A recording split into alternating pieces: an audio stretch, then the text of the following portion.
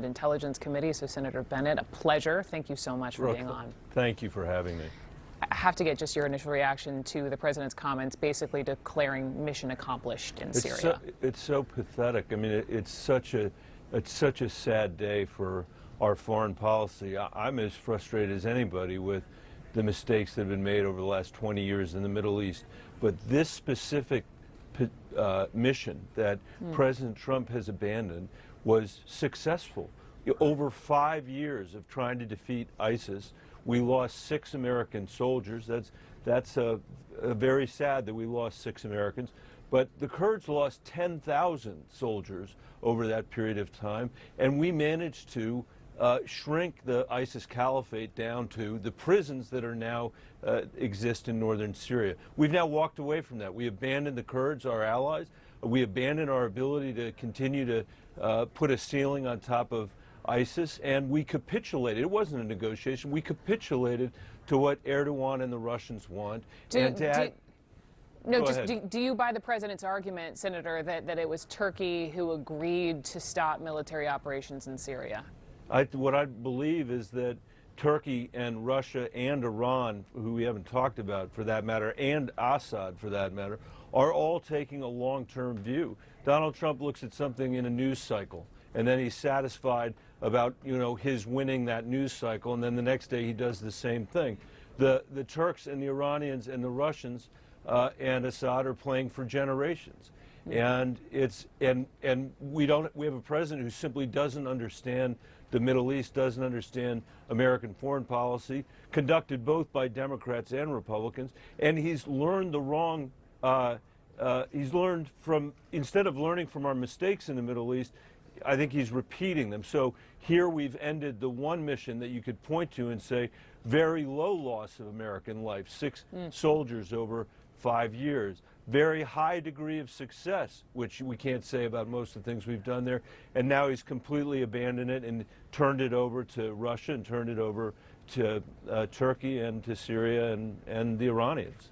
But what about the U.S. troops? Let me just read a tweet for you. This is from Senator Bernie Sanders. Quote, President Trump announced he will keep troops in Syria to protect oil fields. Right. Last I checked, Congress never authorized U.S. forces to be deployed to secure Syria's economic resources. Putting U.S. forces in harm's way for this purpose is illegal and unconstitutional. So, Senator Bennet, do you think it's illegal and unconstitutional? I think Bernie Sanders is 100% correct. And not only that, but if word gets out in the Middle East, as no doubt it is today, that we are not willing to deploy troops to stand with our allies, the Kurds, but we are willing to deploy them to protect some out-of-the-way oil well that isn't actually even producing that much oil and isn't remotely near any of the action with respect to ISIS, people are going to say, you're only here to steal our stuff. And Bernie's point is correct, which is the AUMF, which is what gives the president the authority to act in these matters in the Middle East, gives him no authority to protect oil. I mean, he said the other day that he was going to station troops in Iraq, and the Iraqis said, I'm sorry, nobody asked us, nobody told us. He's treating it like it's his chessboard, and the basic point that I think Americans should take away is that America is demonstrated profound weakness here, not profound strength. We've been rolled by dictators in Russia and in Turkey. We're being rolled by dictators in North Korea and China as well. And this is the opportunity cost of having somebody as our president who has no idea, no earthly idea what he's doing.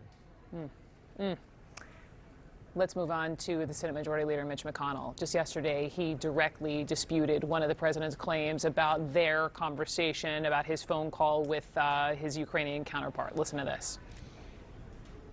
He read my phone call with the president of Ukraine, Mitch McConnell. He said that was the most innocent phone call that I've read. The president has said that you told him that his phone call with the Ukrainian president was perfect and innocent.